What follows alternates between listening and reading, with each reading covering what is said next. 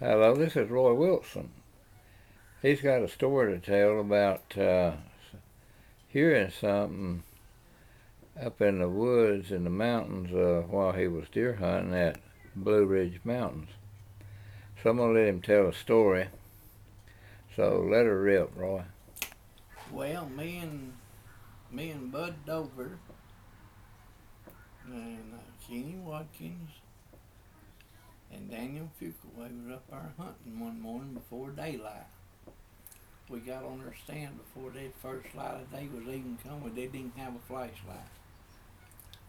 And I was sitting behind a big old tree with an old army blanket pulled up around me, keeping warm. And I hear this here kind of a thud in the road walking behind me. And I heard that thing several times, and that thing seemed like it got even with me, and that thing bettered out. And at that time, I was thinking wildcat, or maybe even a mountain lion. I wasn't even thinking about no Bigfoot. It wasn't the one a year later that I found out about Bigfoot, and everything. And that thing walked up behind us that morning. That thing belted out, and one of the boys come up a ditch out there in front of me, and I thought it was hit. And of course, I had the gun right on him when he got up to the top of the ridge, and seen it was him. So I got popped back in the tree, and he said he wasn't going back out there in that dark. He was going to stay up there with me till daylight, and then he got between me and that tree, and he stayed right there, and we hunted the rest of the morning. And we got up, there was some old timers up there, said they'd been hunting that mountain for 40 something years. And they had never heard that sound before. I said, that's just the old mountain lion one. And they said, no, we've heard mountain lions up here. And you name it, we heard it, but we never heard that particular sound before. And so we come back next morning. We got up about the same time and come back, and every one of us had flashlights. Yeah.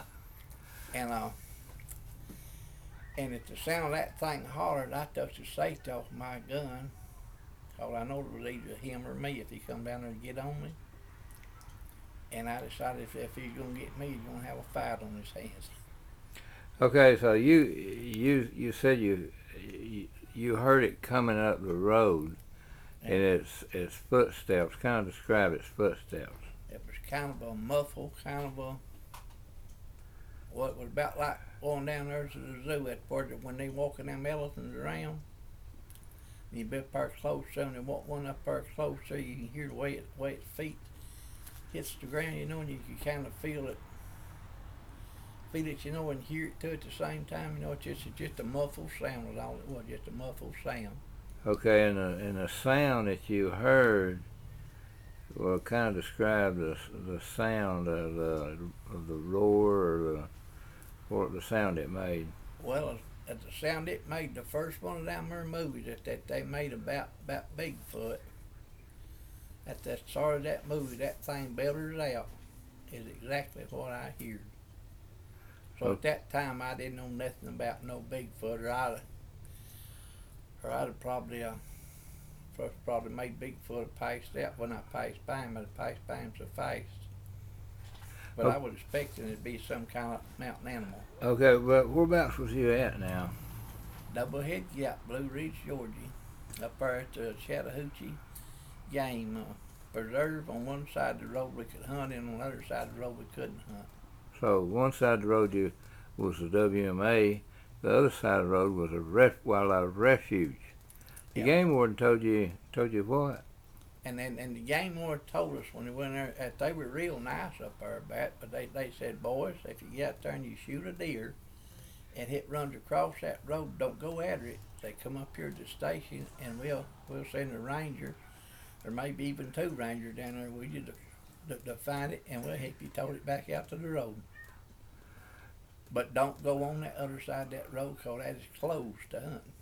Okay, now this was back in he remembers the late '60s, and he would have been around 20, 22, 23, something like that, 20. I'm about 21, I think. 21. Something along that age. I Okay. don't remember exactly. Okay, so that roar, it's a roar. I think the roar that you're talking about is the one that's like on the that they have on like that big finding Bigfoot. That roar that you hear on there sometimes. Yeah. It's really a massive sound. Yeah. And you heard you heard it early in the morning. Before daylight, it was about from 40 or 50 minutes before the first lights. You know how it's real dark before it gets dawn, you know? Yeah. That was the time I heard it in the darkest part of the night, you know. And you couldn't see nothing. You couldn't hold your hand out like that, and you couldn't even see it in front of you. It was so dark. But it's right before the crack of daylight. Yeah. And you heard it come up, and it got right even with where you was at, and it stopped, and that's when it let out the yell. Yeah, it yelled 2 times, and I could hear it walking off from me. For just a little while, I could hear them dead thumps of hitting the road, and that old road up there was red clay, and I guess it'd been several hundred cars through there, no people hunting places to hunt, you know. And it was all rolled out, just as slick as glass up there. Yeah, real shiny. And that's that would have been the soft place to walk. If you was barefoot, it would have been to walk on that that red clay right in the middle where it's smooth. Yeah, it would have been the ideal place for something barefoot to have been walking. Was it cold weather? It was so cold that morning when I got out of my sleeping bag and picked my gun up. I picked up half of the mountain with my gun. It was froze to it. It done froze down to the pine straw and everything around it. Yeah. And we built up a big roaring fire and got warmed up before we got out in the woods, you know, we cooked our breakfast. And this guy, he heard it that was hunting right below you that went in with you. Did he have the flashlight? No. So he just walked down a little bit further in the woods than where you stopped. Yeah. And you was how far off the road? I guess it's about 50 foot? It was from here, the road out there, what you described, and that'd be about 75 or 80 feet from the road. To me, that looks like that from here to the road out there. Yeah. But the road up there, it got like a real growed up along the side of the road, and it just had a trail. I just went down that trail, that deer trail there. Yeah. And I got a little bit off there, and there's a great big old oak tree there, so that's where I beat that one, and that boy went on down the road and went back down the holler a little bit down there. Yeah, so he came up when he heard it too, and he came running up there where you was at, because he was scared. That's the way it happened. Okay. All right, so that's Roy's story about his hunting trip up in Blue Ridge Mountains at Doublehead Gap. Doublehead Gap. Yeah. And there's been more since then. We've learned that there's been more sightings up there. There's even a Bigfoot museum. It's on Highway 5. I hadn't had the opportunity, but me and my grandsons are going to go up there and see that museum. But anyway, hope y'all enjoyed Roy's story. And I'll add a little bit more to that. Okay. At the time I heard that thing, Bigfoot, I wasn't even familiar with. I had heard rumors about Indian lore, you know, about swashbuck and something like that, but I didn't put them two together. If I'd put them two together, they would have been a story wrote about that.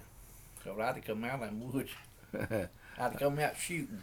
Oh yeah. But I didn't know nothing about it, you know. What it really was that the next day I was really expecting to get a shot of some kind of animal up there like a mountain lion or something.